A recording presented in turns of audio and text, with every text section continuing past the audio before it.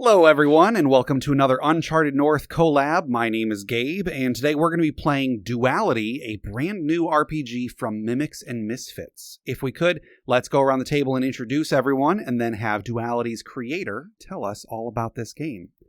So, first off, I'm Gabe. I was the host of Interparty Conflict, and hopefully more projects in the future. I've also done several collabs with Uncharted North. If you're listening to this, you probably know who I am or something, I hope. But next up, let's go to Freeman. Tell us who you are. Oh, hello, everyone. I'm sure you know me as the Frosty Canadian. That's the GM of Stemming the Tide on Uncharted North and the co-host of Encounter This. Been at this podcasting thing for almost, God, feels it's coming up in 5 years now. As of this release, it probably will be 5 years. Obviously we've been friends with Gabe for a while now, and I'm very excited to do yet another collab. I want to keep them going. Awesome. Next up, James. Hi, I'm James. I'm also from Uncharted North. Freeman and I started Encounter This together, so I am naturally the other half of whatever that beast is turned into by this point. Excited to be here. I'm so pumped to play a game made by somebody in our little niche community. Really cool. Yeah, this is really cool. Next up, Cam. Hi, I'm Cam. I'm with Uncharted North. I'm very excited to play a system that can be two wolves inside me. So, all right. Yeah, looking forward to that a lot. And, on that note, finally, Matt, tell us about yourself and then tell us about Duality. All right, so I am Matt, he, him. I am the owner, producer, and wearer of far too many hats over at Mimics and Misfits, a tabletop streaming and gaming company group. We don't really know. We're still working on what exactly everything is. Syndicate. Yeah, okay. All right, perfect. We're a crime syndicate now. Do you mean you and all of your other personalities? Yeah, kind of me and like the one other person. I have a PR person who keeps me in line, which is exactly what I need in life. Today we're playing Duality. It is a 2d6 based system with fail-forward mechanics that has been in development since December of last year. This is our first recorded playtest of the game. That is like exciting. Actual people. So congratulations on being actual people. I'm actual people. Finally, actual I made it, Mom. The jury's still out on me. I'm ChatGPT. I finally achieved something. If only Scott was here, I could tell him he's not people. Again. So today's adventure is focused on a cyberpunk and fantasy crossover. The ultra basics of the game is that your character has the ability to move between two different worlds. Why? Well, that could be any number of things. The answer we have is among infinite worlds, anomalies are bound to occur. A grain of sand in the cosmic machine. Your ability to shift worlds is just that. A glitch, ethereal travel, soul projection. This phenomenon has gone by many names and will go by many more. Crossing between worlds is right at the core of what Duality is, and as a player character, you have this ability. How it appears and is described varies between modules and at storyteller discretion. One thing is certain, though, while you possess an extraordinary trait throughout infinite anomalies, you are not alone. How mysterious. That's foreshadowing, listeners. So it's worth mentioning here. It's funny, as I know Cam and Matt, you've known each other for some time now? Sometime is accurate, yes. Yeah. I'm terrible. I keep seeing this thing going around social media that's like, how did you discover this person? And I'm like, I don't remember. I have trauma. I do know how we met. It was in Inspired Incompetence's Discord. I don't remember when, because I also have trauma in chronological order. Doesn't exist for me. But yeah, that was how we met. And then we started talking more, and I showed up on your stream, you showed up on my stream, and we just became friends. Yeah. And it's been great. Pretty cool. Oh, hell This yeah. is the first time I've had a voice conversation with Matt myself. I don't know anyone else, but I've met Matt through Cam. Actually, we were in another collab a few months ago. And, okay, and we were both members of that. Oh, cool. Yeah, I think Freeman, you might be the only person here I haven't gamed with, because I got to do a charity game with James. Oh, that's right. Yeah. Yep. So if there's any chemistry between Matt and I, it's Kismet. There you go. No build-up. And if there's no not, build-up at all. if anything goes wrong, it's all Freeman's fault. Yep. Oh, This is Matt, you're going to true. fit in This great. is probably You're going to true. fit in great. You're already cool. Okay, cool. So yeah, we it's worth mentioning too that we're kind of doing 2 episodes here, and the first one we're going to do is the pre-gen. You call it like module or adventure for Duality. Is that right? Yes. So the first adventure we're running is the Cyberpunk Fantasy crossover. It is available on our website, mimicsandmisfits.com/duality, where you can snag a copy, updated with our latest rules after some playtesting. And most importantly, there is a feedback form. And if there's anything that you do and don't like, please fill out the feedback form so I can make the game better. Heck yeah. There you go.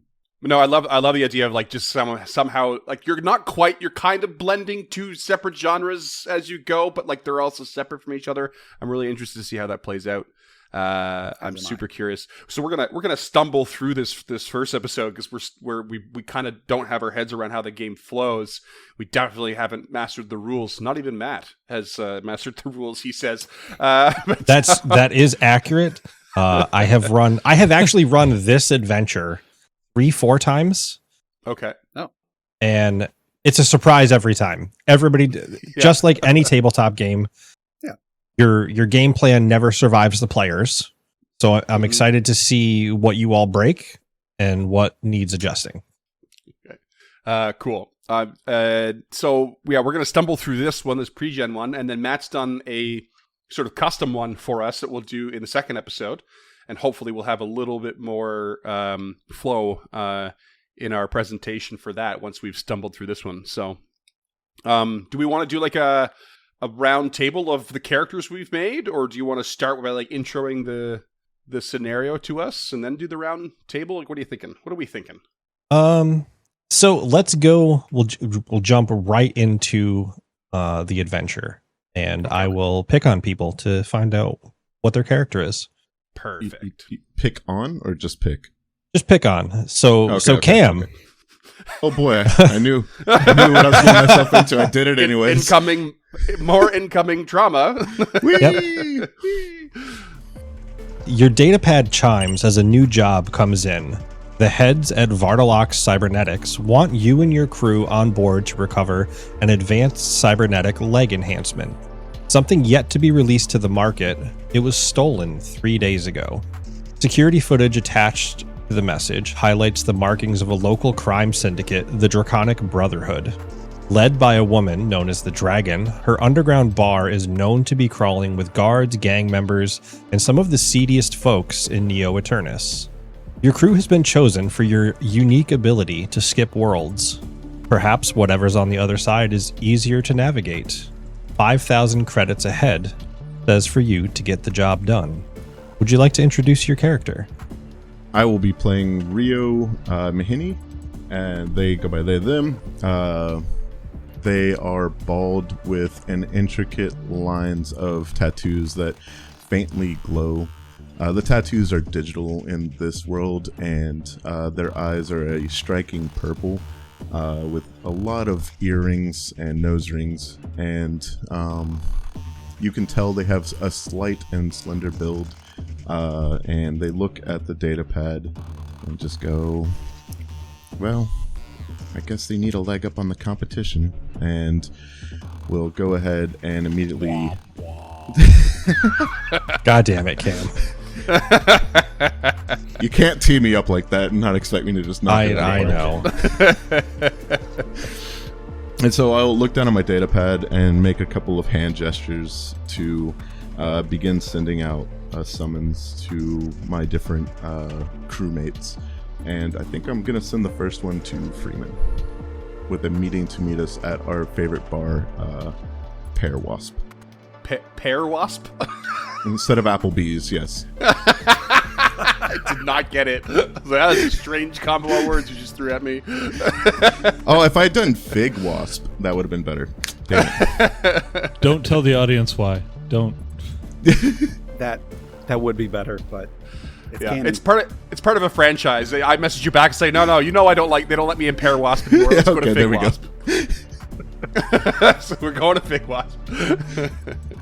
All right, so showing up at the front saloon doors of Fig Wasp is a character who lifts his trilby that is cringily pulled down over his eyes to double check the name on the front of the business to make sure he's actually at the right one.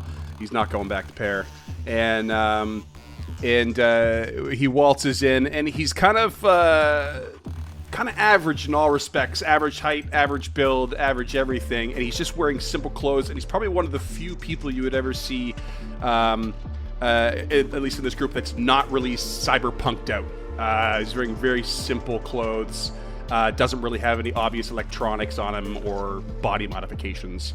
But he walks with a sort of confidence, but like, you know, trying to avoid everybody, like acting like he belongs everywhere, but definitely never really engaging anyone if he can help it.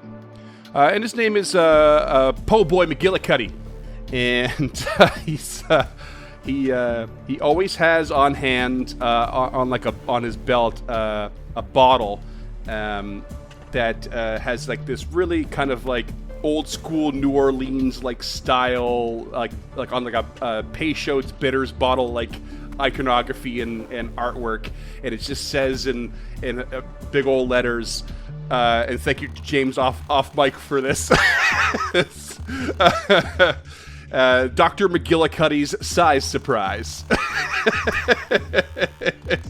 At the very bottom in small print. Not proud of that one. A homemade tonic, she says. He always has his tonic on hand, and he waltzes in towards was it Rio Mahini? Yep. Are you sitting at a table or the bar? I'm definitely sitting at a table just so we have a little bit of privacy. But maybe I am sitting at the bar at first until we all get there, and then we'll go find a table. Okay, sure. Yeah, so I'll waltz up to the table, and the bartender comes over, and I just wave him away. I don't drink anything other than my homemade tonic. Well, and water. Everyone needs water. I see you haven't changed a bit. No, I have not. I got Gabe on that one.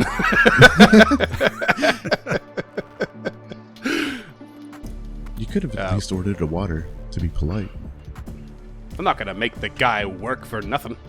Stingy as always. I was about to say, your character, the bartender looks at you and can just tell you're not the kind of person that tips at a restaurant and walks away. The trilby gives it away. Yeah. Rio, you know the only thing I tip is the front of my trilby. Oh, God. Oh, boy. It's going to be a long 2 hours. Buckle in. So what's the deal? Why are we here? Are we waiting for the rest of the gang? Do I even know the rest of the gang? Yes, I would like to wait for the rest of the crew to arrive.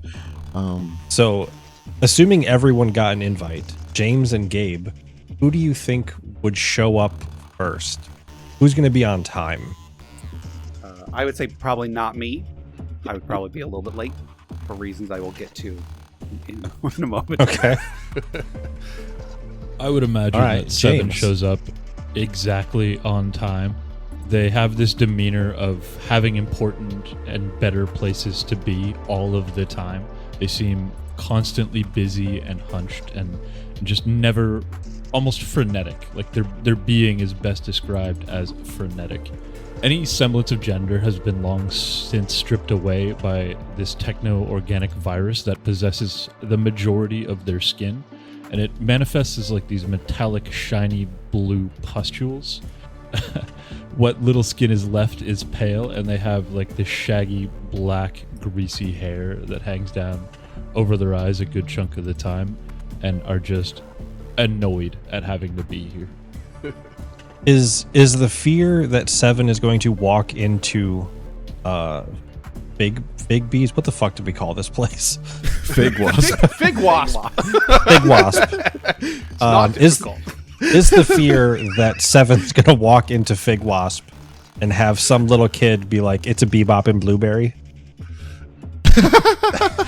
I think their fear is that any moment they're not spent on trying to cure their disease is another moment they're closer in the grave. Fair. All right, and Gabe, Your as character's the so much more dramatic than mine is. Wait till we get to the next game, bud. 7. So my character's name is Proxy White, the last name being a nickname because he's a short, stocky old man with long braided white hair. And he probably gets the call while he's in his garage working on something. He's hammering something, welding something, and he's got music blaring out of one speaker. He's got news blaring out of another speaker, so he doesn't notice the notification come through on his cyber tablet, whatever. Yep. And once he realizes His it, pager.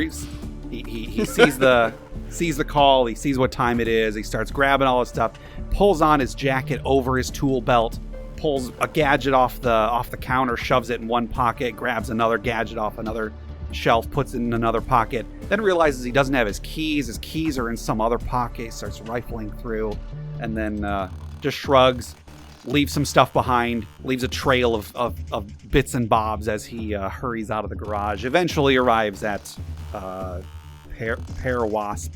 Fig wasp. And Fig Wasp. You went Sorry, to the Fig wrong Wasp. place. That's why you're late. That's why he's Now late. you're extra late.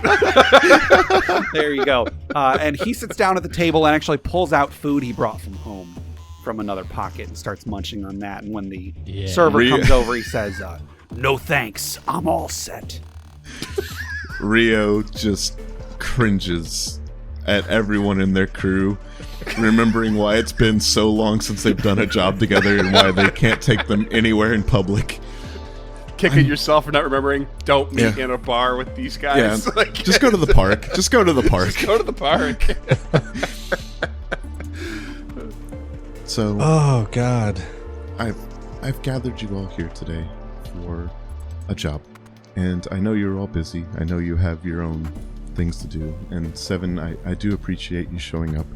I invited you because I believe that this job could hold some answers to your problems, in that we will be retrieving a cybernetic leg, an advanced one. And so if the disease were to progress too far, perhaps you could replace your own leg with one of these to at least buy you some more time. The job pays well. It would be 5,000 credits. We would be working for the Varlatox Cybernetics. I don't know if any of you have any complications with that, but at the moment, this just seems like a good way to keep us all in the black, as it were. In the black. Right. Will it be a long job? I tragically did not do my usual preparation for this job, and instead rapidly invited you all in the name of keeping the story moving and not having you all sit around for 30 minutes, despite it going against my character. So have you actually replied that you accepted the job? No, I wanted to make sure that my crew would take it first. Okay. So I don't know how much they would have given me to actually prep before accepting the job, because, information security is probably a very real thing. So they probably didn't give me like the actual footage or any of that to do any actual preparation, just to save face a little bit here. But yeah. The security footage that you're provided is literally just a zoomed in image to the people's shoulders, and on it you can see a red dragon with a swirled background standing in front of a girl with her back to you, holding what looks like an AK-47. Ah, I see. They have the AK-2047. But looking around, Nice. Rio will just look into each one of their comrades' eyes and just, so, do you take this job? Po' boy, could we Yeah. wet your whistle? The Can we get your the beak old. Can you wet my whistle? Oh god. I don't know if it's the lag or if it's just part of your character that you constantly interrupt people, but I am here for it.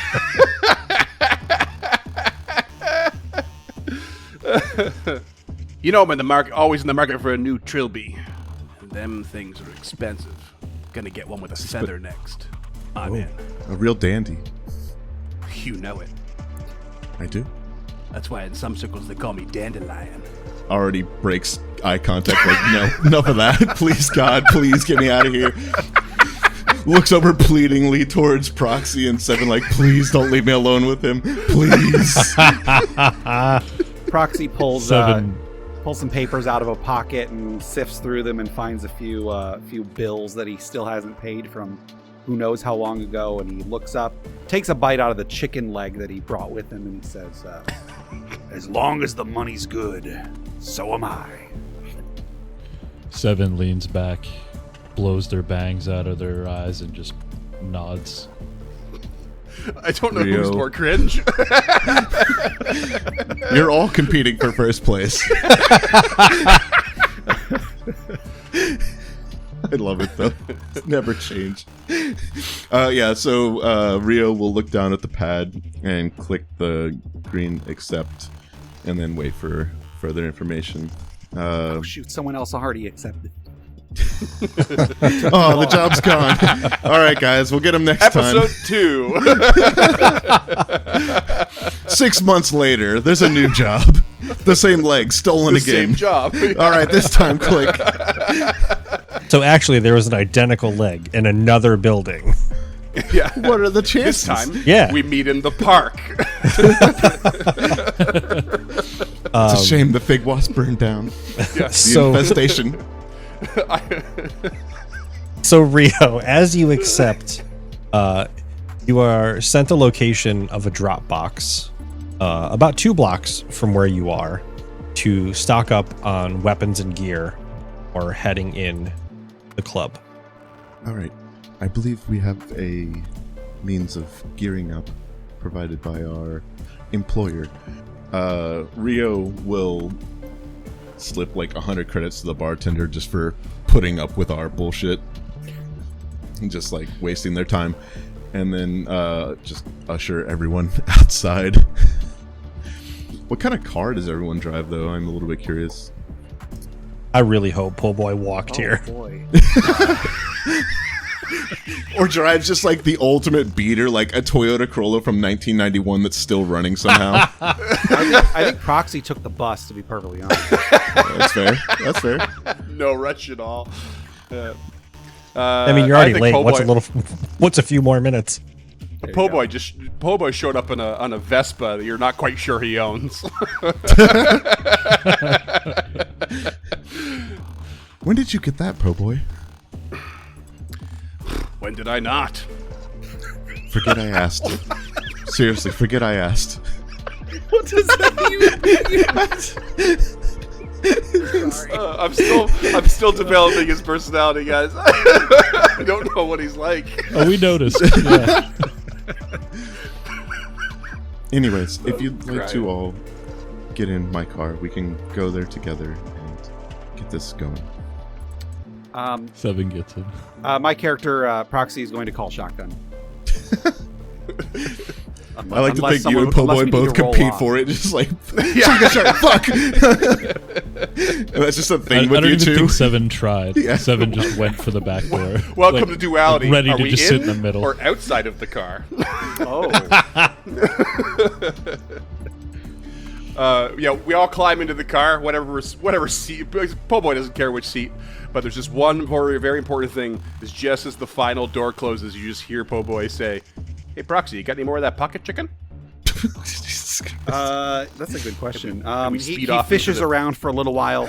Excuse me. And he pulls out some jerky, and he says, "The chicken's mine, but here you go." Is that turkey Can jerky? Can I actually get some of that jerky? Rio's like Tears the reaching one back, piece like, of jerky- please. He tears the one piece of jerky in half and hands one to each of you. Oh, thank God. Love a good jerk. Just start mowing down on the jerky. I hope you don't mind watching me masticate. And just like hits the accelerator and gets us the fuck out of here. Please don't masticate while you're driving. Oh, jeez. You know, I don't know what I was expecting, but I wasn't This kidding wasn't when it. I said it's always a surprise. Oh, jeez. Yeah, so, Matt, get us out of here, please. All right. So, you've all heard stories about the Dragon's Den, and even the best of them paint it as a very dangerous place. Guarded around the clock and home to some of the dirtiest criminals in Neo Eternus, rumored to be an impenetrable fortress. But rumors are often exaggerated. You know the main door is the clearest path, but Rio, you get an update as you're approaching destination that makes mention of an access door through the subway tunnels. Still in use, people could cause problems, but it could get you in undetected.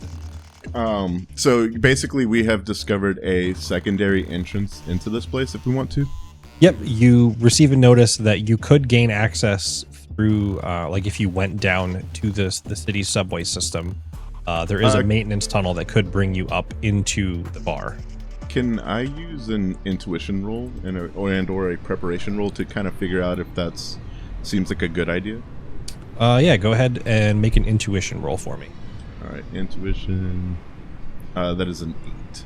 All right, so as an 8, you know that because it's still in use, the odds of you getting in there unnoticed could be decently high. Like anybody can wander around a subway, and you know that most people around here won't make eye contact. They're going to look at the ground and keep walking.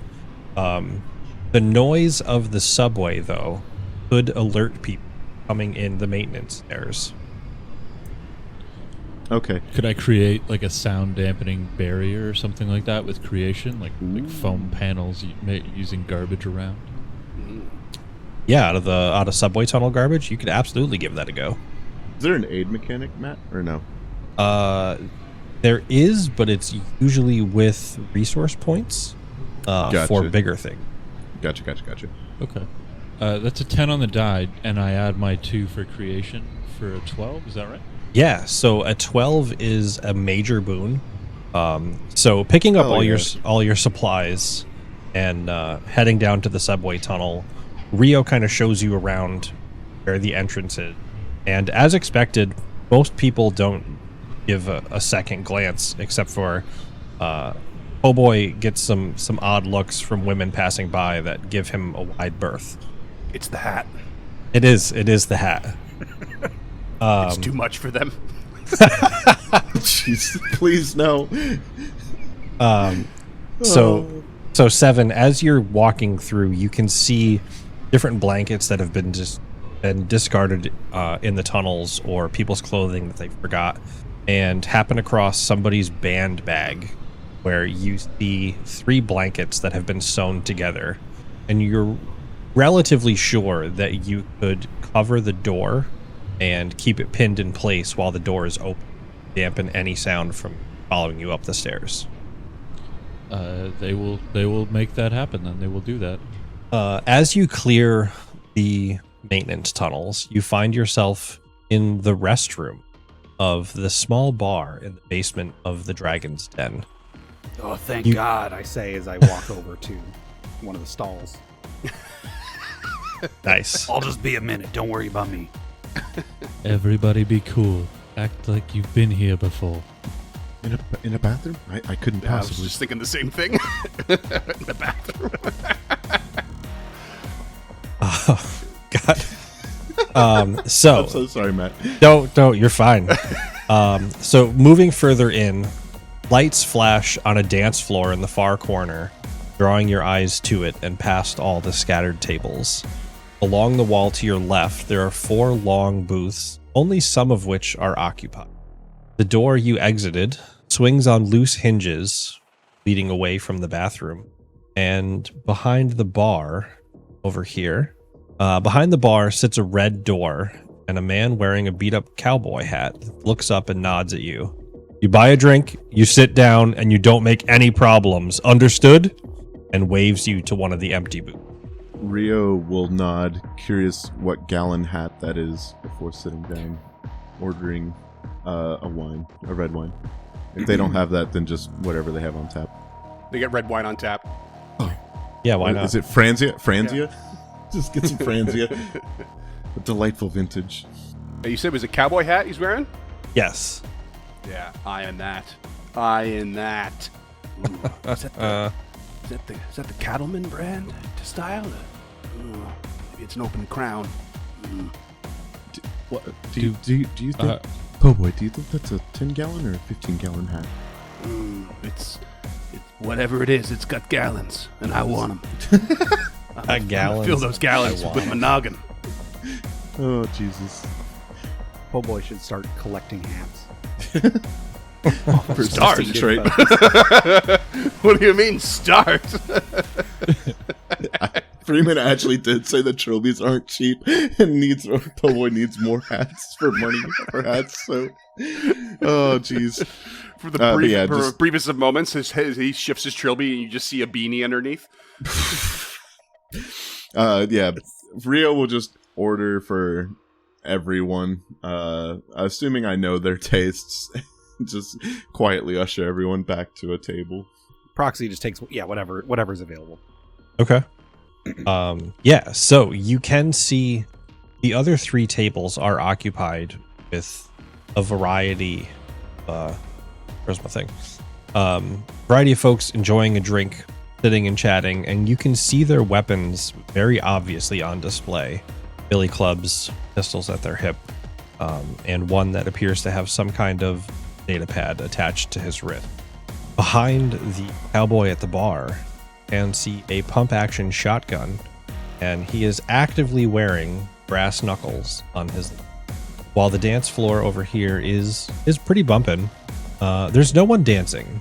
It appears to be, it appears to be a space where they're trying to encourage it, but the theme of the bar tends to dissuade the more active, youthful crowd for some reason. They can't quite figure it out. Bunch of laser lights and a disco ball, and the floor's lighting up in different colors. And nobody's there dancing, and no one's there.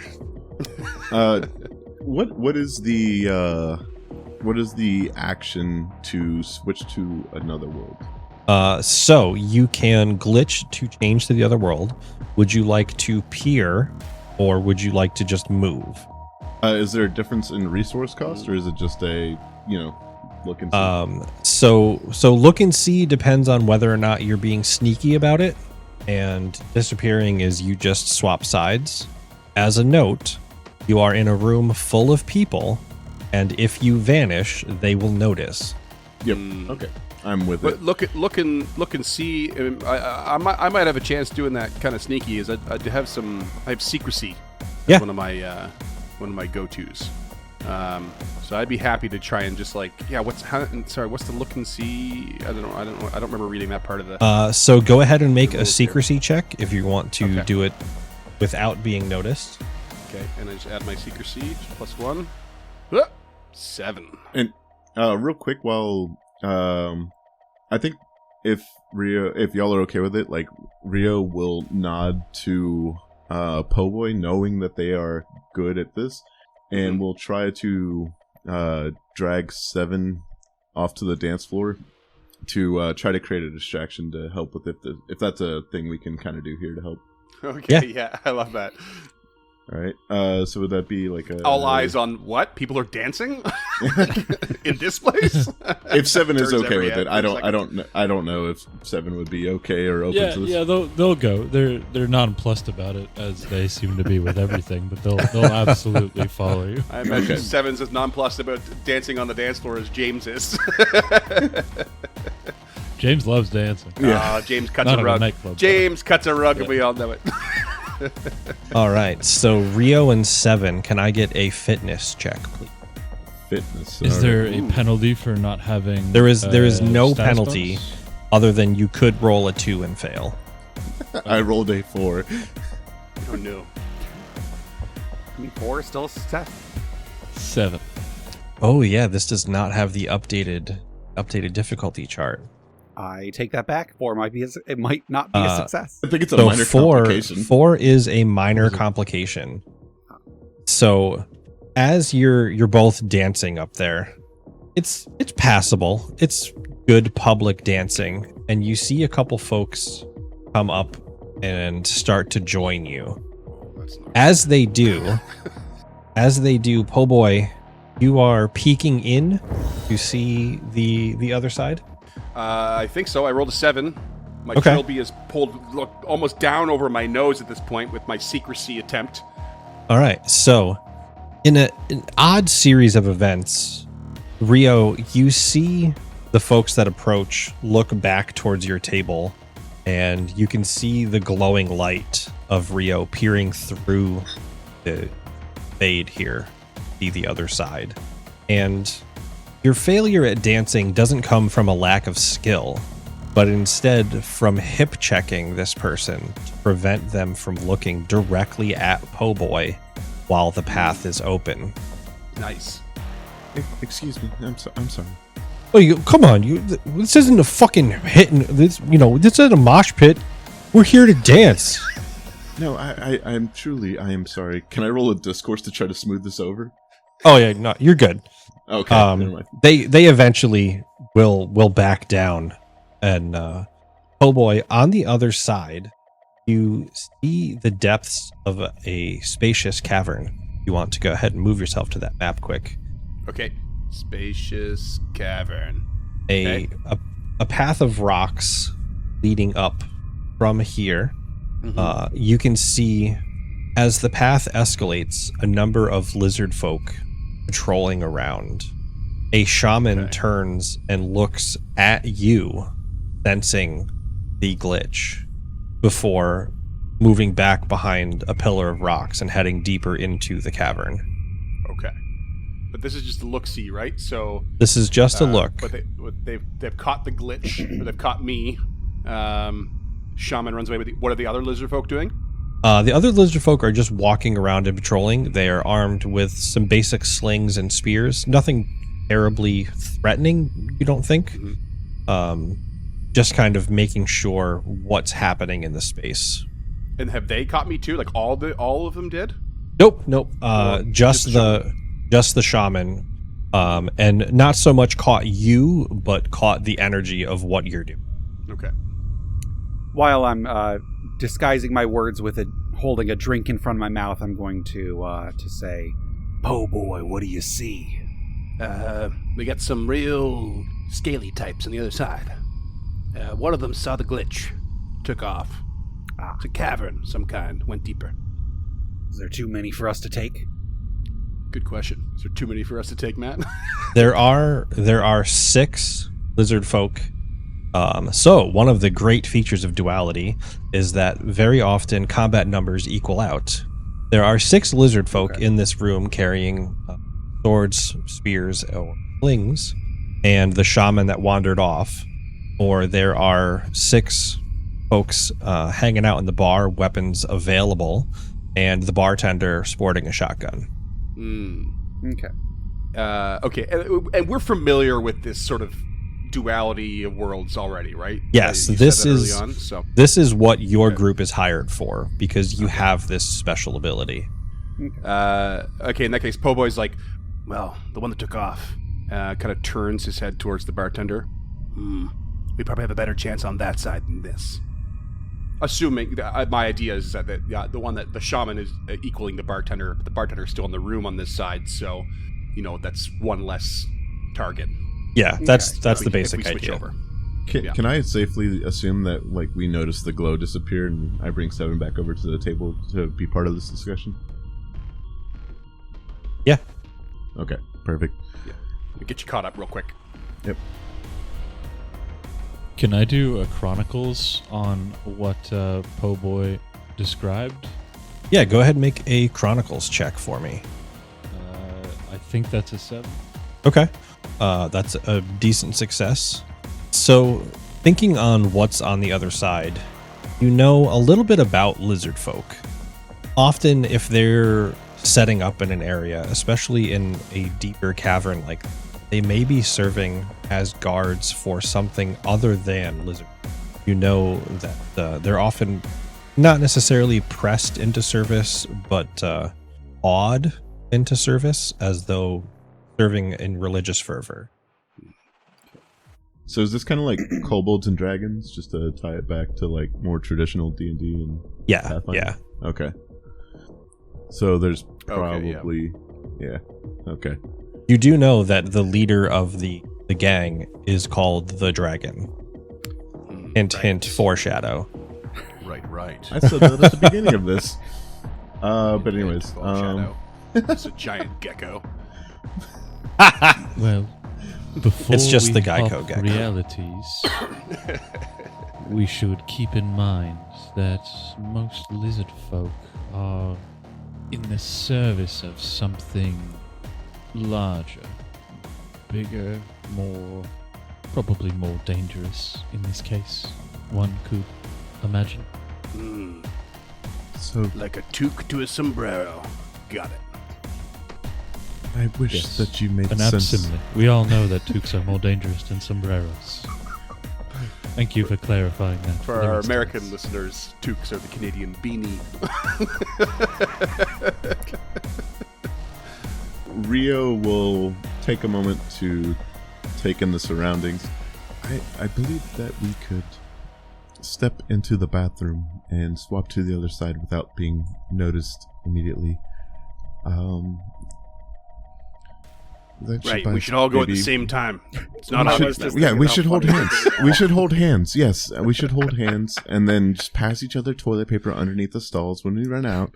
Hey, look, the music's blaring. Why don't we just form a conga line? Head for the urinals. Do we really imagine that slipping out one at a time would be less conspicuous than the four of us slipping in from the bathroom all at the same time? That does Are make we more ignoring that particular fact? sense. Yeah. I'm really curious how Po' Boy came to that conclusion, but I don't want to talk to him more than I have to, Seven, so I'm just letting him run wild at the moment until we get to the other side and hopefully he's eaten by a dragon. Understood. Yeah, you'll get a larger cut that way, I guess. More I think research grants for me. Proxy's just going to stand up and say very loudly, "Oh, this drink just goes right through me," and then kind of shuffles his way over to the bathroom. Rio just palms to the face, just so hard. Maybe a concussion happening here.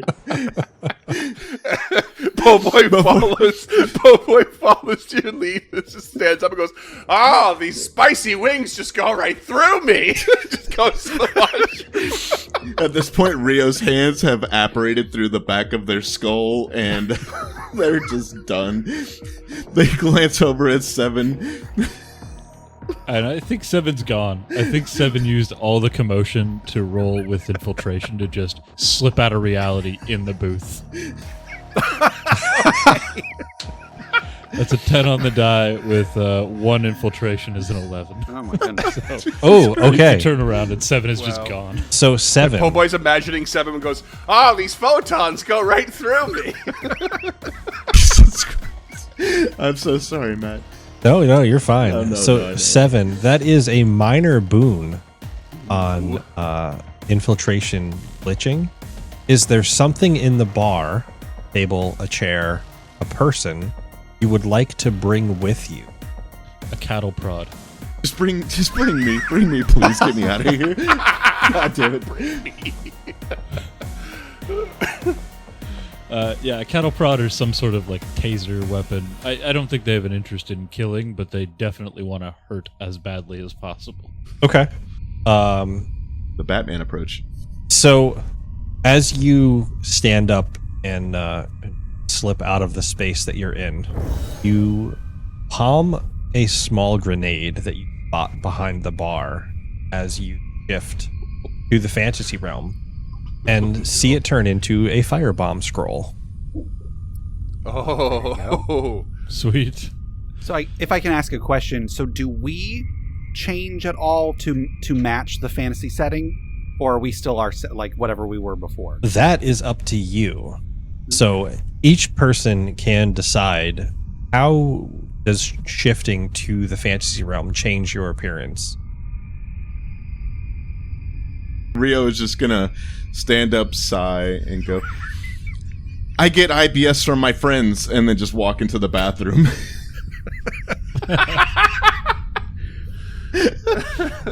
Oh.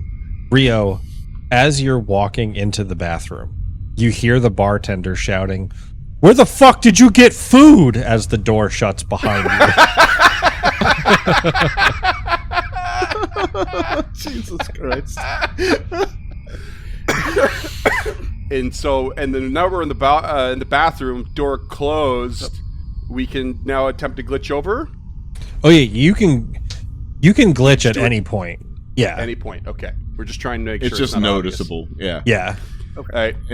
And so on the other side, Rio's still bald, but has like a dark, smoky eyeshadow, and the tattoos, instead of being digital, are more like tap or hand method, like traditional like tattoos, still covering. And the tech wear dress that they were wearing shifts into more of a silken gown that's still like embroidered and still very nice. How long did it take Rio to get a good smoky eye? Oh God, long enough that whole like trip. you appreciate the effort that was put in. Okay. Without giving a number, because I've never given myself smoky eye. Only other people have, so I don't know. That's fair. Po boy, what happens with you on the other side? Oh, so Po Boy walks into a stall or whatever area he can find a plunger and a toilet brush, and I don't picks like up where this one is in each going. hand, ready to go to the fantasy world and see what these become, and looks over at whoever's nearest and says, "You like my trilby? Wait till you see my bicocket," and just. It's over, because that's the name of the Robin Hood hat. Oh, Jesus Are we allowed to say that on the internet? Yeah, I think so. okay. Cock it. And his bicocket has this magnificent feather on it that he's jealous of on the other side. What color? He's jealous of his own hat, and I'm hoping that. I guess it's up to you, Matt, what these toilet brush and plunger turn into. Everything is roughly the same across worlds. So I'm going to say that you have some kind of scrubbing brush, and your But it's plunger. like from a royal toilet. It's Yeah. corn on the cob attached Yeah. to a stick. Your plunger shifts into a molded rubber, looks like a carpet beater Oh, to, carpet to beater. burn all the Okay, dust cool. out. Yeah. Nice. Hey, I feel like that could do some damage. Yeah. And and then the other one's okay. He just looks down and he's like, "Well, it's worth a try. You never know." All right. 7. On the other side, firebomb scroll in hand. How has your appearance changed in Fantasy Realm? Those techno-organic pustules that are filled with like little nanobots on the cybernetic side just become actual boils and pustules. So as soon as they land, they immediately start wrapping themselves up, so they present as the Invisible Man. Okay. Just all bandages. Okay. Ooh. And Proxy, what's going on with all your So- pockets? Yeah, as soon as Proxy gets into the bathroom, he starts pulling stuff out of his pockets, and he pulls out like a metal barrel, pulls out like a stock, basically starts assembling a rifle out of parts that he's pulled out of his pockets. And then as the closer it gets to being done, his image starts to shimmer, and then he shifts over into the fantasy realm, and he is now basically just a dwarf. Holding dwarf a rubber with, chicken? While holding a bow and arrow. Oh, okay. And then he's got just a full-on handy haversack or something on his back, a bedroll, all sorts of stuff, adventuring gear strapped to his back. Wicked. I was And, absolutely picturing bow a crossbow. Sorry, did I say bow? I meant crossbow. Obviously, that makes a lot more sense. He is attaching like the string and the hook and the whatever. I don't know how crossbow works. He is assembling a crossbow. The winch as he to pull shifts back. over. Yeah. So, Do you so have a Proxy whole is roasted just like chicken too hanging on a many hook backpacks. on your pack? Pretty much, yeah. He's just got all the gear, all the adventuring gear. Okay. Other than 7, none of y'all were quiet coming in to a room filled with lizard folk. No, I did go in pretty boldly. I have to admit. So Lizard folk just staring at you holding a fucking badger hair brush and a fucking carpet beater. Fucking rug beater. Wearing my magnificent bicocket, thank you very much. you're doing great. Thank you.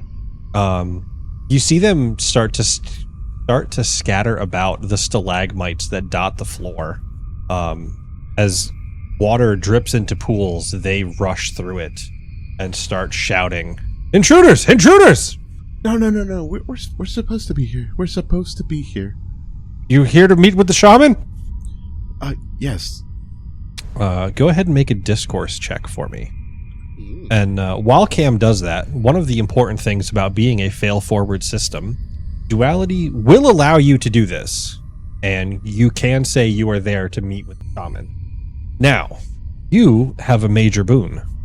In this instance, all of the lizard You folks rolled a stop. 12? Holy Yeah. shit. Yeah, that was a 12 result. Holy All crap. of the lizard folks stop and take a knee, looking towards Rio, and start to hum in unison as they point, before one stands and says, "Very well, a new shaman, please," and points towards the back of the cavern. Now, as a note, since we're talking about the rules of duality, this can go a few different ways. Something like a minor complication would be one of the lizard folk being able to signal the shaman, casting a spell using a whistle. A major complication would be the lizard folk agree to escort you to the shaman. In this instance, with a major boon, you are pointed in the correct direction and allowed to go on your way. Wicked. Enemy still at our backs, but Major complication would be like them tagging along with us to like watch this all type of thing.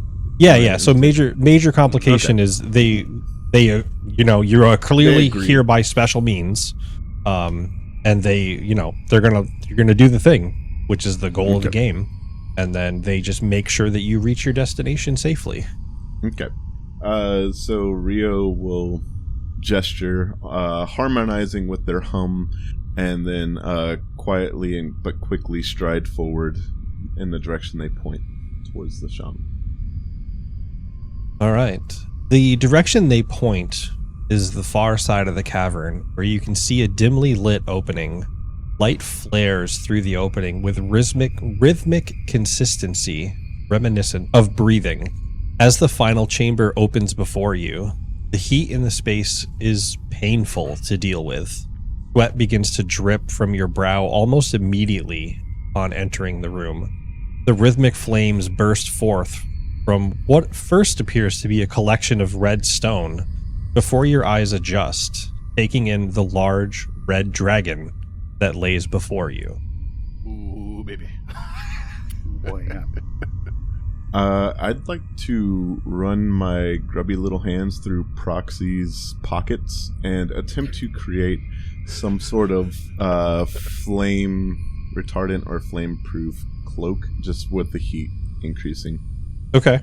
All right, Rio, roll creation to run them pockets. All right. Oh, 6. 6 is a success.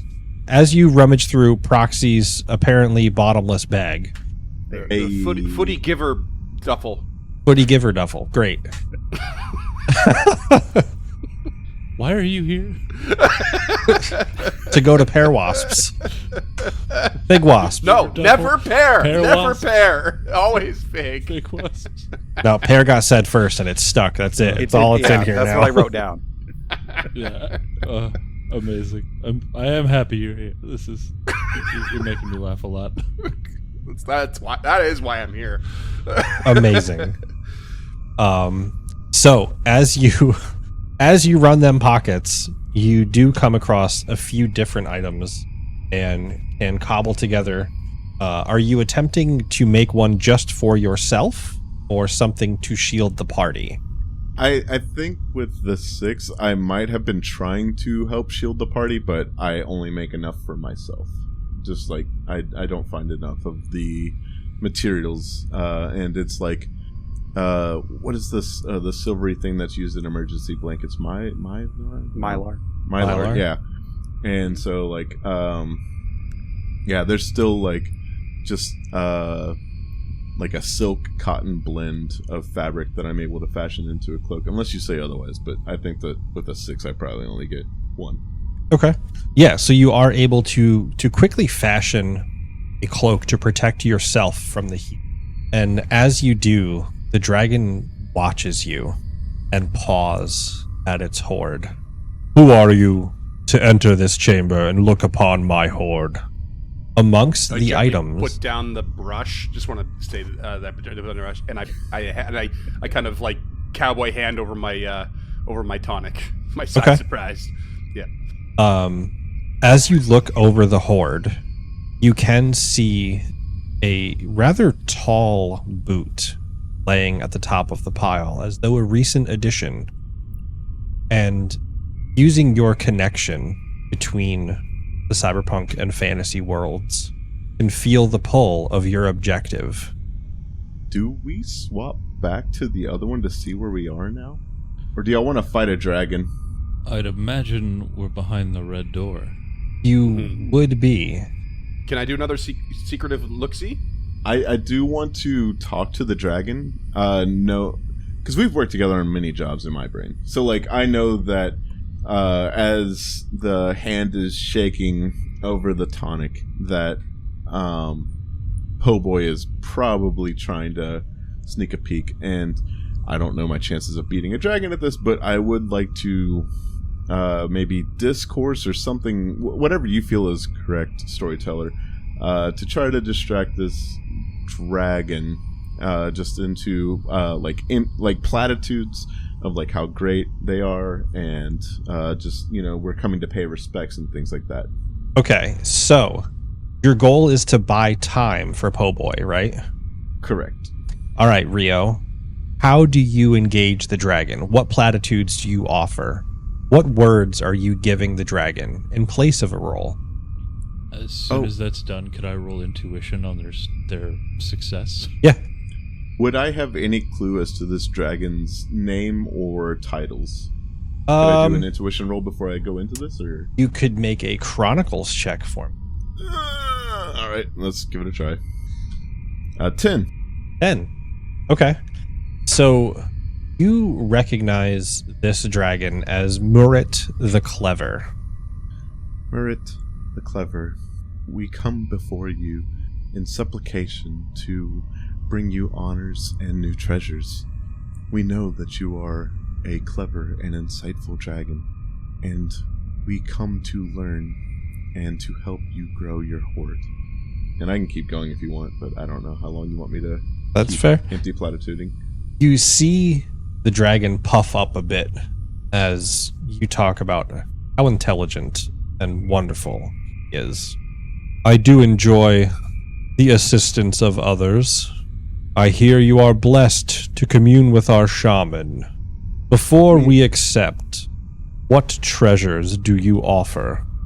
And Rio will start digging around in Proxy's backpack and pockets and just like finding any random thing. There was a rubber chicken that didn't get fucking transformed. It pulls it out. It just does like slow squeak. Can I do something while Rio is doing this? Yeah, absolutely. I would like to, while Rio is rifling through my pack, I'm going to also rifle through my pack under the pretense of helping look for something valuable to give. But what I'm actually doing is I am basically making a grappling hook that I can shoot out of my crossbow. Okay. So that I can try to grab onto that boot and get out of here if we have to. So if you want me to make a crafter check, I can do that. Yeah, go ahead and make a a creation check for me. Yeah. All right, that is an 11 on a creation check. An 11. Ooh. All right. So not only are you able to put together this grappling hook, you hinge it so that it can grab around objects. Okay. Roxy, what is the coolest item that you carry? Oh man. Cool as in sentimental value, or cool as in objective value? Cool as in how the Would dragon entertain might this dragon, interpret. yeah. Yeah. Sure. I'm gonna say that in the cyberpunk world, the coolest thing that I had on me was I had like a computer tablet that is plated in gold and can like project images of stuff. So it's just like a really, really valuable looking I don't know, computer Okay. type thing. And so maybe the way that would translate into the fantasy world is a golden gilded- golden tablet that can create illusions. Ooh, that's cool Okay. as fuck. Wicked. So as you complete the grappling hook, you see Rio as your hands come out. Proxy pulls the grappling hook from the bag and brushes something that was covering this golden orb. And Rio, as your hand touches it, what illusion does it create? What is Rio thinking about right now?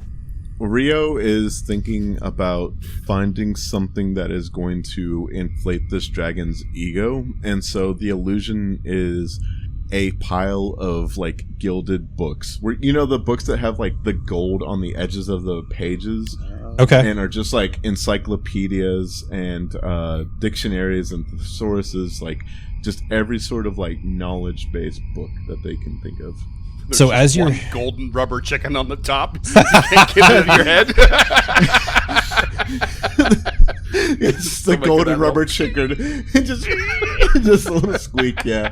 So No. you accidentally look at Po' Boy, and it's just a fucking hat. Just a gold-plated bicocket.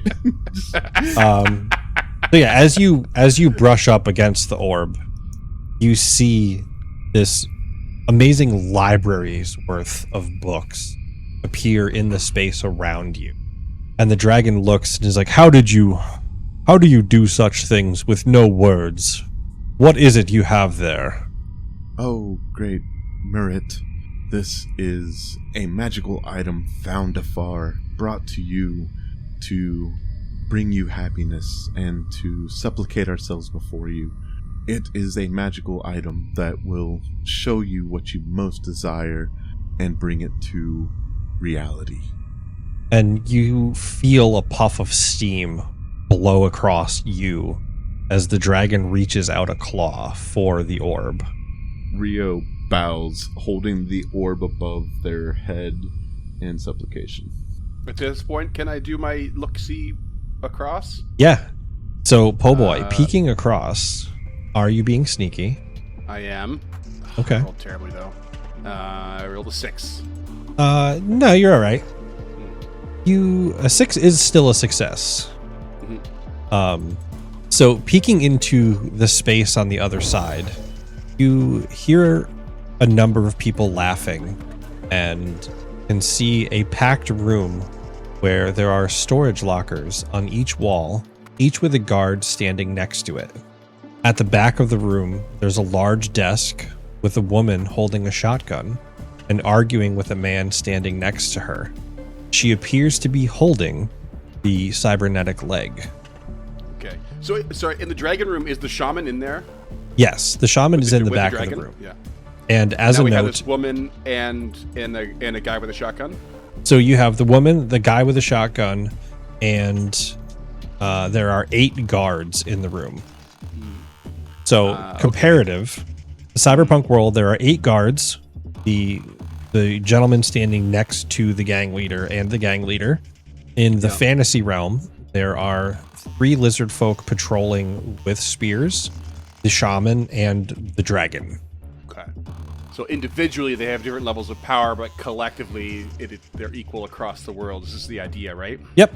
Yeah, so obviously the actual fucking dragon has more health than the woman standing in the back of a room. Right. But over the course of it, everything does equal out. And Is the guy while with the you shotgun the bartender? no, it is a secondary support person. Okay. Is he wearing a hat? He is not wearing a hat. He is carrying Shaman wearing a hat. The shaman is wearing a I hate where this bandana. is going. Does that count? I mean, Is a headwear bandana is hat? That's the okay. question. Yeah, is a bandana hat? It's the same question as is a hot dog a sandwich? Yeah. Okay. That's all I wanted to know. So she's got the leg, he's got a shotgun, and there's 8 guards. Yep. And so similarly to the balance of enemies, the gang leader is holding the leg, the dragon is holding the boot. They are the same item if you acquire one or the other. Beat your goal. Right. And just under my breath, if I might have to roll a secrecy check again, I'll just kind of quickly say more bodies on the other side and no less firepower as he eyes the big red dragon. Yeah, you're good. And Proxy, at what point are you going to attempt to steal the boot? Does it seem like the dragon is distracted? The dragon is the currently off the treasure pile to grab the orb. Okay. And sorry, is the boot still on the still on the The boot pile? is still on the treasure pile, yes. Okay. Then I mean, I think I'll kind of like make eye contact with the other people on my team just to make sure if anyone is like doing like hand across the neck gesture to tell me not to do this. Mm-hmm. But if nobody's doing that, I think I'm going to go ahead and try to grapple the. If anything, I'm doing the hand wave of go for it, move forward, go. You see Rio like give you a small nod. Okay, I figure at some point there's been at least one time where I jumped the gun and so I'm waiting just to make sure nobody is like you jump the furiously crossbow? telling me not to. So then I'll go ahead and You jump the crossbow. make whatever check you think. What is Seven doing? I'm curious what Seven's doing right now. I don't think Seven's paying too much attention to anything that's happening. I imagine they've pulled out like a book and maybe they're trying to do a chronicle check on Red Dragon specifically. If we know, I thought you were gonna say they're doing a crossword. Gotta get in my daily Wordle. What are the questions or what are the clues on a fantasy crossword? I wonder. I might be able to send you one. Yeah, 7. Go ahead and make a Chronicles check. That's a 4. All right. So as you look through the book, you do come across a good chunk of information. Obviously, red dragons are known for breathing fire, and typically the more intelligent dragons will take to the air to hit multiple enemies at once before landing. The important part that you uncover, Proxy, can you go ahead and make an attack roll to grab the boot? Bonus? Yep, so this is going to be roll 2d6 plus your combat bonus. 7. Okay. So, Proxy, your grappling hook works as intended. Right as you hear 7 say, "Oh no," reading the passage that dragons and their treasure are magically linked, and they are aware when their treasure pile is disturbed. I would like everyone to roll initiative. Is that just a flat 2d6? So it is 2d6 plus your combat bonus, which is equal to the number of resource points you have in the world you are in. One of the most important parts is, regardless of what world you are in, you always can keep in contact with each other. So, nobody rolled above a 10. So, in Duality, when you are rolling initiative, 10 and higher, you get to choose which world you start in. On a 6 to a 9, start in the world opposite what you are currently in. And for a 2 to a 5, you start in the world you are in. So, Shoot. I think we all just left Rio, oh boy behind. Rio, Proxy, and 7, you find yourselves back in the cyberpunk world in a very small room with 8 guards, each standing next to a munitions locker, and a woman at the back of the room dominating the space behind the desk as a man stands to her left and moves into a back corner. Well, this is something quite unexpected. Didn't think you were just going to pop in here, but you made quite the ruckus out in the... You with the stolen chicken.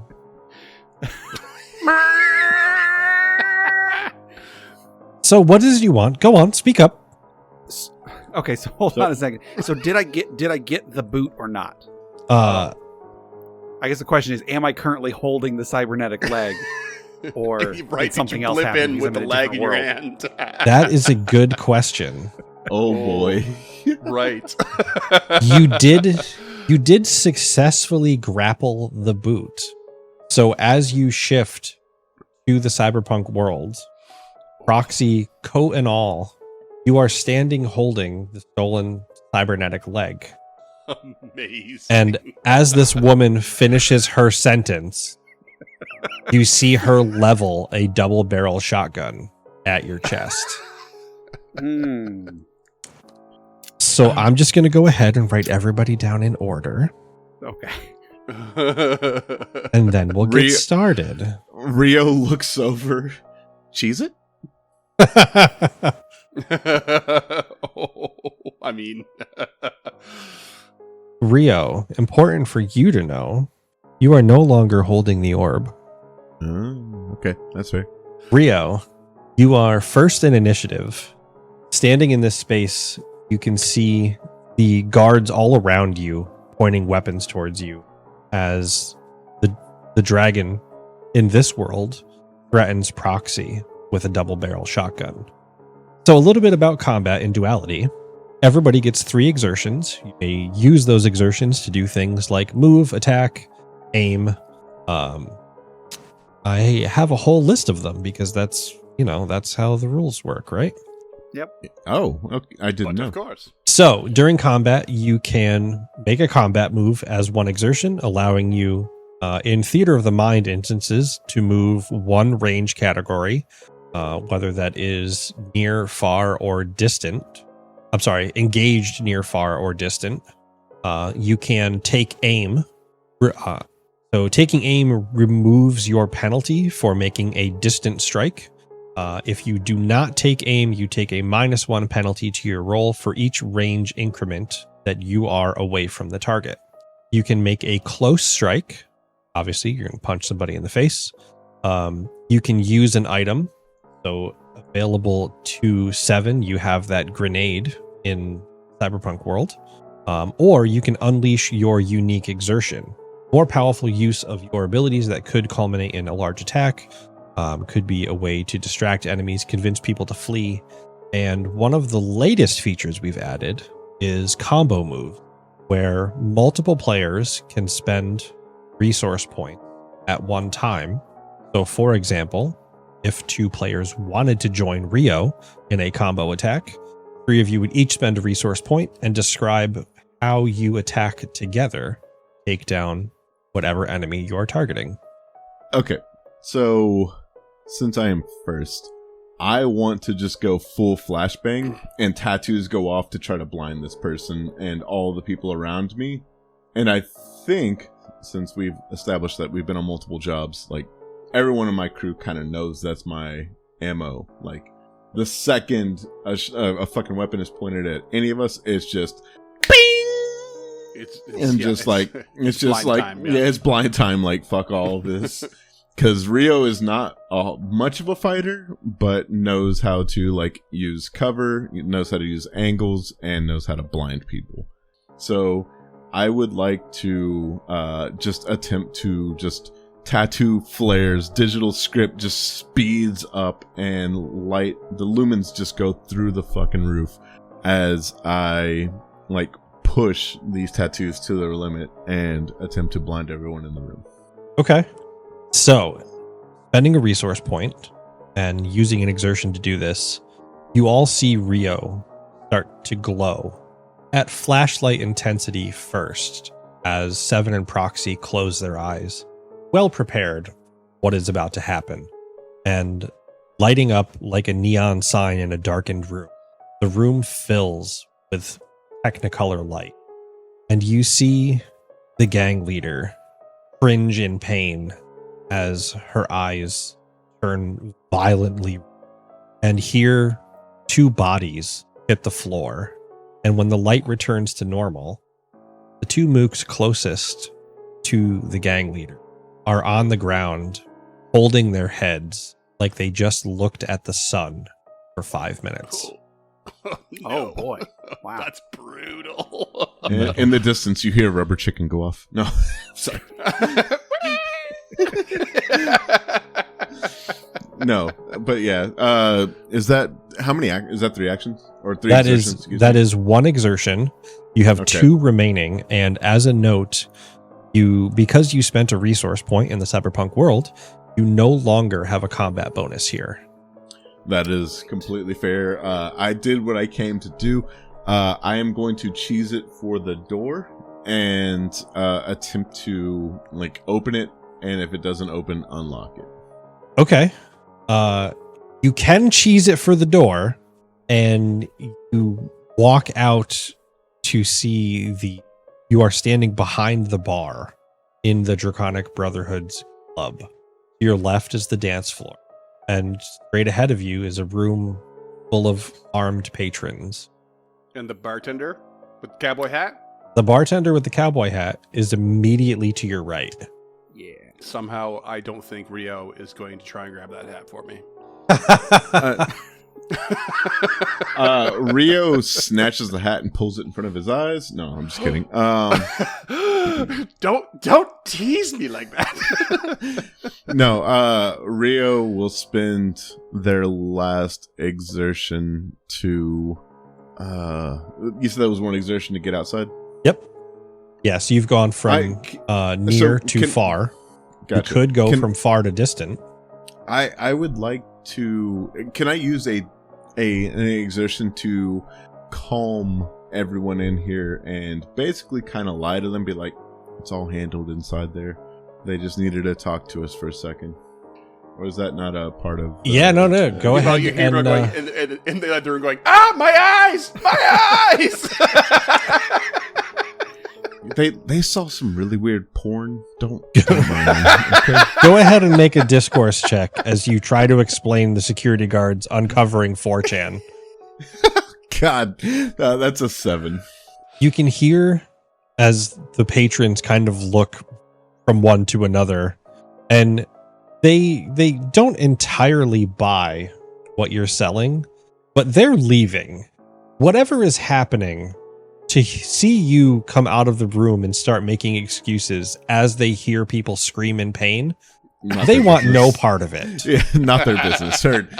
Good enough. Not paid enough. The bartender, however, reaches up on the shelf and grabs the pump action shotgun and is going to join combat at the bottom of the round.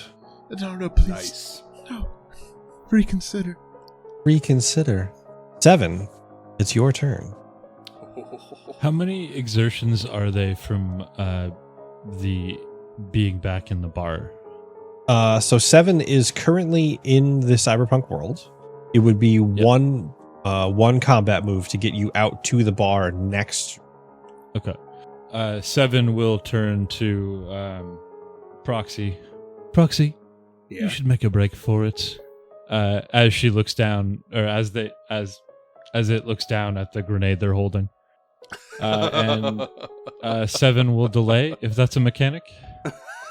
Yeah, you're gonna so you and Proxy are at the same initiative, so you can intermix your expenditure of exertions. Combo here. Oh, Yeah. interesting.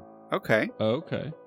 So, Gabe, my plan is combat move out of the room, unleash, spending that resource point to infuse that grenade and kind of supercharge it with a little bit of magic from the fantasy land, and then third, to use an item and just toss the grenade into the room. Okay. I'll just have one of my exertions interspersed in there just to run out of the room holding onto the leg. Okay, so 7 and Maybe shut Proxy the door. both book it from the room, and you see 7 focus and charge this grenade that starts to glow with arcane fire. And as 7 throws it in the room, Proxy shuts the door. Just a nice slow. This is so I don't want to sick. see what's in here. This is so sick. And if the I fucking people love running this out of the game. bar needed another reason, they just got it. Pretty much. So Spending your resource point increases the amount of damage and the range of grenade that you just set off. So, Po' Boy, you see some interesting things. As you can hear your friends talking, you see this purple light flash around each of the patrolling guards and the shaman as they drop. Arcane fire burning through between the worlds and consuming the fuel that is their body. All the guards and the shaman? All the guards and the shaman. Amazing. Just the dragon remains. And now, question. Can you remind me how this kicked off to begin with?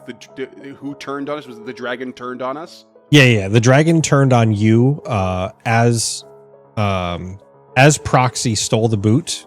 Mm-hmm. Seven uncovered that dragons are linked to their treasure piles and sensed the theft. So is it safe to say, I don't know how it's going to go down for me, is it safe to say that the dragon was like facing the majority of us and then Proxy went in behind the dragon, stole it, now the dragon's turned around and is facing away from me? So Proxy didn't have to go in to get it because he made a grappling hook. A grappling hook bolt. So the dragon is full on staring at you, and it is the dragon's turn. Oh, shit. I thought it was mine. Nope. No.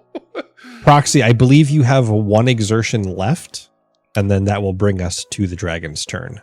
Sure. Let me just ask, do I think that there's anything that I can do with this cybernetic leg? Does this leg do anything special that I might be able to take advantage of, or would my best use be just using it as a club if I wanted to use it as some sort of either a weapon or something to create a...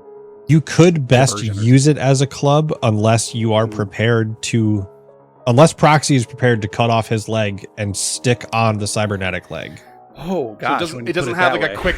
Doesn't have a quick pelvic attachment for a third leg? No. Then I think I will use it as a club to try and hit the bartender that is reaching for his shotgun. Okay. So go ahead and make an attack roll, which is just 2d6 plus your combat bonus. Oops, that's -1. That is a 13. A 13. All right. So you swing out with the cybernetic leg, holding onto the foot, and watch as it plops into the side of this man's head. And you see the portion of it that would attach at the mid-thigh begin the attachment process, believing that it is going to be attached to the leg. And hear the groans and screams of this man before the leg releases, realizing that there is not the correct nerve connection. And the bartender stares and looks at you and is like, "Fuck that one. You're next."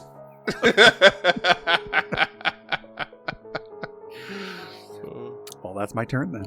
All right. And that brings us back to the dragon. Okay. So, all those lovely resource points that the players spend, in Duality, resource points go to the storyteller. Rude. Okay. Very rude. So, how that pans out is I can offer them back to you as a way to create disparity, or I can spend them, removing them from the game to trigger unique exertion for enemies. Now, as a note, only bosses have access to this unless otherwise noted. But I feel like, the red dragon is like the ultimate boss. Yeah?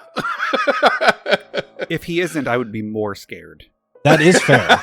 That is fair. So you see the dragon take flight, swinging around its tail to slam into your chest. Oh boy. Po' Boy's just standing there. Everyone vanishes as this thing turns on us, and next thing you know, the thing is taking flight and is swinging its tail, and he just goes, why does everyone always ghost me? And with the thud of that slamming into your chest, this will be the first basic attack mechanic. You take 1 damage, Okay. so reduce your stamina by 1. Okay. And then I am going to spend a resource point to unleash the dragon's unique exertion. Oh, yeah. You boy. hear a rumble. Does it wrap its tail around me and give me a cuddle? No. You will feel nice and warm, though. You might even feel warm on the inside. From the outside in? Good. That's right. Oh, no. You hear a rumble as the dragon begins to vibrate and opens its mouth, looking down directly at you, and unleashes a torrent of flame as it flies by. And you take 3 points of damage. Okay. Now, as a note for folks listening, the minimum health you can have starting out is 4, and I believe the maximum is 8. Yep. So, Po Boy, it's your turn. How you doing? I have a maximum of 7 Okay. with a now current of 3. Not looking good at all. But lucky to be alive. First action is to take my Dr. McGillicuddy's Size Surprise house-made tonic and basically dump it all over myself with my mouth open, trying to cool off and drink it at the same time. Just Just pour it right in the dragon wound. It's fine. like, oh my God, total panic setting in. So the size surprise is meant to possibly either make me smaller or larger. And we agreed it would be up to the RN Jesus. RN Jesus. All right. Yeah. So- how do you want to do that? So roll a d6. Even Okay. is bigger, odd is smaller. And as a reminder, you can spend an exertion to move which world you are in if you want to catch up with your friends. Mhm. Just in case that is something I have not covered before. Okay. And sorry, how many? I have 3? You have 3 Per turn? exertions in a turn. Yep. Okay. Well, first one is panic. To do this is 5. I grow smaller. Okay. But how much smaller? That's the question. I don't know.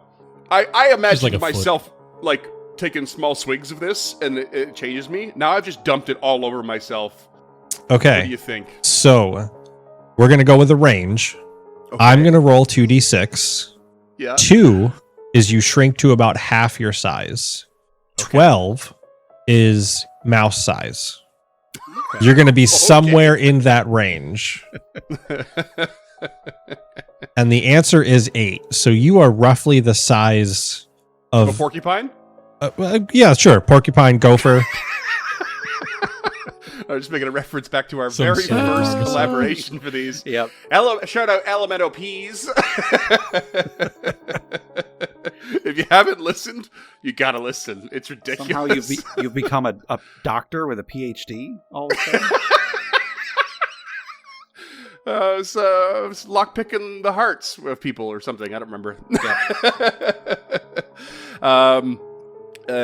Yeah. Okay. So I shrink down to the size of a porcupine. Thank you for that. And then immediately exert myself over to the other side. Okay. Only to find a bunch of blind, dead, burning bodies with the door closed. That is fair. And an interesting thing happens when you're stressed out and glitching. I need you to roll 2d6 to see how your glitch goes. Oh no. Okay. So, you could have a normal success, everything goes to plan, could experience a boon and end up closer to your friends, which is your eventual goal, or you could end up with a complication, like glitching in at half pint size directly next to the gang leader with a shotgun. Okay. Right.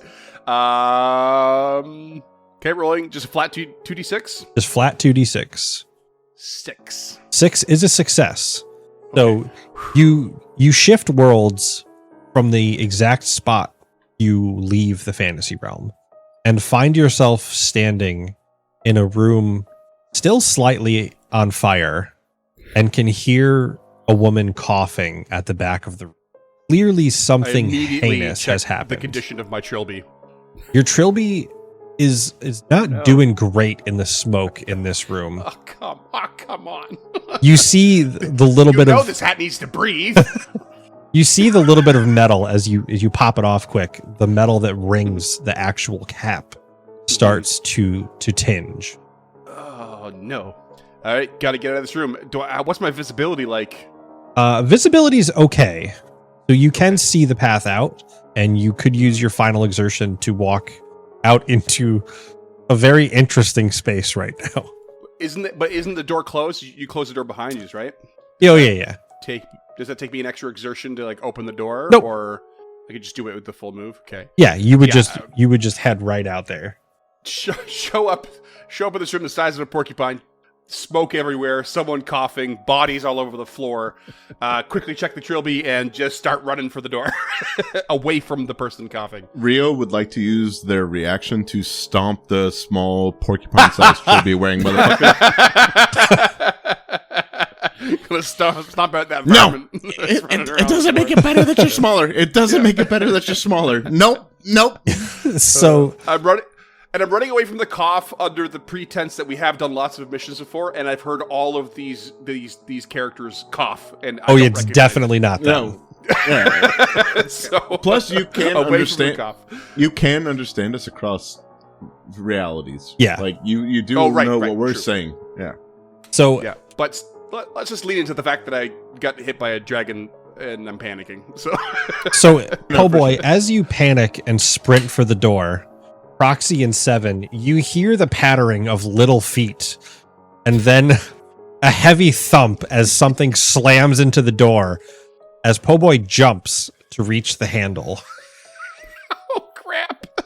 And as the door swings open, Po' Boy's just sitting there, hanging from the handle, and drops back down to the floor. Gilgash, is that you? Which brings us to the bartender's turn. Yeah. And Po' Boy lets out a sigh that's oddly high pitched, like a rubber chicken. Proxy, you see the bartender look to Rio, look to this new tiny human ? Who's looking rough? It's just like, you brought a fucking child in here? The job called for it. And just whips the shotgun around and looses a shot in Proxy's chest. I thought you were going to say shoot a child. I was No too. children allowed! Boom! Freeman and I were in the Intense exact same fucking brain cells at that moment. Just fucking that would be heinous.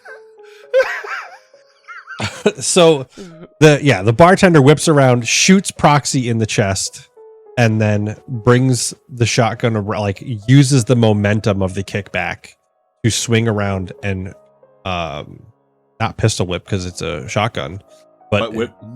Yeah, hit whip. Proxy in the side of the head with the stock of the gun, and that is the end of his turn. How much damage did I take? That is 2 damage, 1 for each hit. 2 damage. Okay. Yep. And Rio, we are back at the top of the round. It is your turn. Rio is going to survey the situation and attempt to come up with a plan. It looks like the patrons are leaving. The bartender is our current only actual obstacle, and is going to attempt to uppercut this bartender in the jaw and steal the shotgun. Okay. 2d6. I rolled a 10. What does that do for me, Matt? Is that good? Is a 10 good? Yeah, Cam, you're gonna do that shit right now. Yeah, I am. Is that good? Did I do good? Did I do it? A 10 is a minor boon. So rather than taking 2 exertions to accomplish this, you swing up and punch the bartender under their chin, and they drop the shotgun into your waiting hand. I quickly turn, leveling the shotgun at him, racking it, and just discourse would like to, we can all leave alive today. Pick wisely. That's easy for you to say. He just shot me in the chest. I concur. Just kill him. Oh, okay. That is an 8 on the discourse to, like, get this bartender to just leave us the fuck alone. The bartender looks to you, looks to the burning room behind you, and can smell the burnt flesh of his compatriots. This is like, just get out. Just go to the bathroom. Just take your fucking weird chicken friend with you. Come, go, get out. Leave. Don't come back to my bar. Just go, please. Oh, we'll be back. We'll be back to your bar. Don't you worry about that, any. And just fucking takes off. Rio just takes off. But I am not ordering spicy wings ever again. We don't even serve We'll food. both confidently march into a washroom carrying a leg.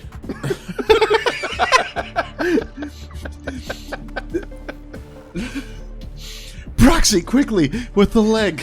Leg it, boys. And just Leg it. Yeah, I'm gonna take off running whenever my turn comes around. Yeah, so everybody moves before the bartender does anything. You can hear the movement of the gang leader in the back room as she's struggling to stand and keep going. But she's not getting out this round. You can successfully, if you so choose, take the front door that the patrons took, or use the maintenance tunnels that you used to get in here. I mean, I was thinking maintenance tunnels, personally. Since we got in, secretively in the first place, I figured... I was assuming that would probably be the safest way to get out as well. I'm kind of in the like if we go at the front door, burst blend in the front into door the crowd after a bunch of people, it's going to draw more attention to us. But I'm also kind of like, if we ever have to sneak back in here, we don't want to give away how we got in. True. I think that's not our concern. Like, right now, we're just trying to get out, get our credits, and get the fuck out. Yeah. Like, I don't think we're worried. The bartender knows that there is a maintenance entrance there. Okay. Well, in that case, I'll just follow everyone's lead with my little legs. Well, then, yeah, I'm hurrying to the bathroom to get possibly to use it, but also to get out of here. When you gotta go, you gotta go. The IBS is kicking in. That's just it. All right. So, scampering away, Rio, you can reach out to your contact. Each of you is paid the agreed upon sum for the return of the leg. And that is the end of this mission. Everyone is rewarded with 3 growth points that you can use in a super secret way that is not yet released to the public. So good luck using them. Or keep up and follow Duality for more release details and learn how you can make your character stronger. Love that. Keep them on the hook. Yeah, that's right. Thank you so much for that. Awesome. If you enjoyed listening to this adventure, you can play it for yourselves and hopefully not be punished with trilbies and hat hunting. Find a copy available on our website for free right now at mimicsandmisfits.com/duality. It has the full adventure, including character types with 3 archetypes for each world, and you can build out everything you'll need to take on a gang or an actual fucking dragon. And who knows, will you be porcupine-sized? Will you end up setting a whole room of people on fire? What war crimes will your table commit? Let us know.